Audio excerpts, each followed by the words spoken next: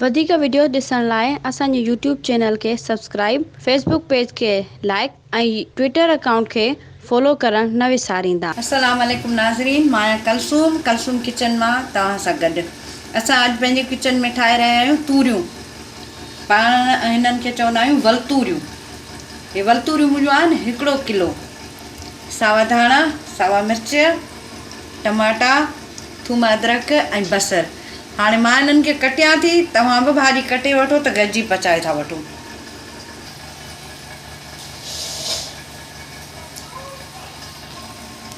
त नाज़रीन, मुंहिंजूं तूरियूं, बसर, टमाटा सभु कुझु मूं कटे रखियो आहे ऐं हेॾा मुंहिंजी कढ़ाई बि गरम थी चुकी आहे ऐं तेल अचो त तयारी कयूं।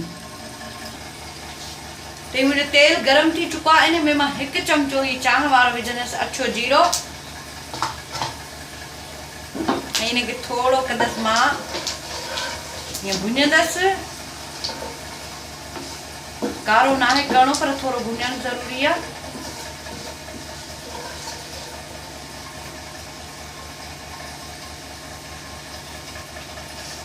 मुंहिंजो ज़ीरो भुॼियो। हाणे मां हिन में विझंदसि बसर ऐं बसर मां कंदसि बिल्कुलु दाग वांगुरु। त नाज़रीन, ही ॾिसो मुंहिंजा बसर बिल्कुलु हाणे तयारु आहिनि। हाणे हिन में मां विझंदसि थूम ऐं अदरक कुटियल आहे मुंहिंजी।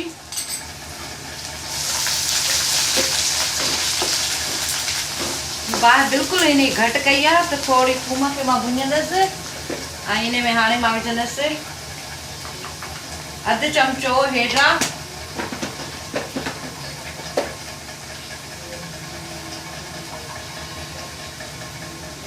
ॿ चमचा नॉर्मल जेको असां आहिनि हिन जा ॻाढ़नि मिर्चनि जा पाउडर पीठल जेके आहिनि 2 चमचा, यानी चांहि वारा नंढा, वॾा न खाइण वारा।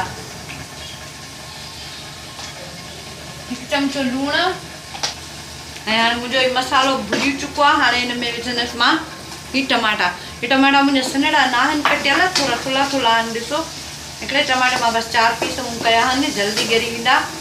जेसि ताईं ॻरनि हिनखे मां हल्की मीडियम जेका बाहि आहे दम जेतिरी उन ते हिनखे लॻाईंदसि ढक त जीअं मुंहिंजा टमाटा थोरो ॻरी वठनि। हिन में थोरो मां पाणी बि विझंदसि।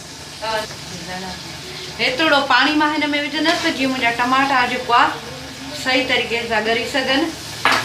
मसालो जेसि ताईं सही न भुञंदो त असांजी भाॼी बि सही जेको आहे न ज़ाइकेदार न थींदी। हिनखे मां लॻाईंदसि ढक तक़रीबन 5 मिंटनि लाइ जीअं मुंहिंजा टमाटा ॻरी सघनि। त नाज़रीन, हिनखे तक़रीबन 5 मिंट मूं ढके रखियो हुई। मुंहिंजो मसालो ॾिसो बिल्कुलु ॻरी वियो आहे, तयारु थी। हिन तेल मुंहिंजो जेको उहो मथां अची वियो आहे। हाणे हिन में मां विझंदसि तूरियूं जेके मूं धोई छिले कटे रखियूं आहिनि। तूरियुनि में पाणीअ जी ज़रूरत कोन्हे, हिन में पंहिंजो ई पाणी काफ़ी थींदो आहे। रुॻी बाहि हल्की रखिजे। तेज़ बाहि ते त जल्दी जेको आहे पाणी ख़तमु थी वेंदो ऐं तूरियूं जेको आहे कचूं रहिजी वेंदियूं आहिनि। तक़रीबन 20 खां 25 मिंट हिन में लॻंदा पचण में। थोरो टाइम लॻे थो, थोरी महिनत थिए करणी थी पए, भाॼी सुठी थी पची वञे। उन खां वधीक ॿियो छा खपे असांखे घर में। हाणे मां हिनखे लॻाईंदसि ढक तक़रीबन 20 मिंट। हिननि में पंहिंजो ई पाणी एतिरो आहे जो उन में ई तयारु थी वेंदो।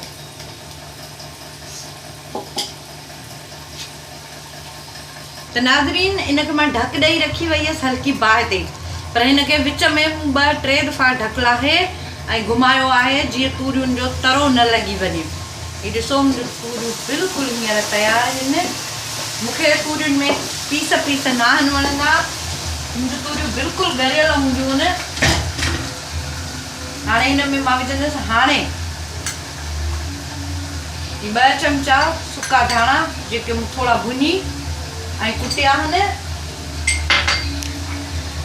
ऐं 1 चमचो कारा मिर्च। तूरियुनि त माना कारा मिर्च लाज़मी आहिनि।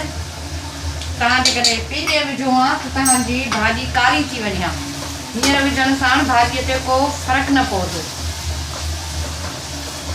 अक्सर धाणा काफ़ी भाॼियुनि खे रंग जेको आहे चेंज करे छॾींदा आहिनि, कारा थी वेंदा आहिनि ऐं जेको आहे कारा मिर्च बि भाॼीअ खे कारो कंदा आहिनि। हमेशह ध्यानु रहे त कारा मिर्च भाॼियुनि जे एंड में ई विधा वञनि, आख़िर में ई विधा वञनि।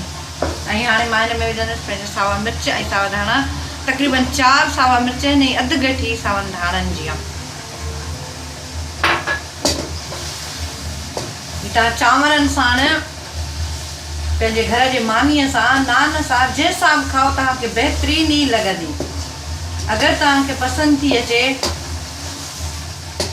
त ज़रूरु पंहिंजे दोस्तनि खे शेयर कयो, मूंखे लाइक कयो, सब्सक्राइब कयो। अगरि तव्हां मुंहिंजी पहिरियों दफ़ो वीडियो ॾिसी रहिया आहियो त इहा ज़रूरु कयो, त जीअं मुंहिंजी हर रेसिपी सभ खां पहिरियां तव्हां वटि पहुचे। हीअ मुंहिंजी भाॼी बिल्कुलु तयारु आहे। हाणे हिन में बि कंहिं बि शइ जी बाक़ी ज़रूरत कोन्हे ऐं मूंखे उमेदु आहे तव्हांखे ज़रूरु पसंदि ईंदी। दुआउनि में यादि कजो। सदाईं गॾु। अल्लाह हाफ़िज़।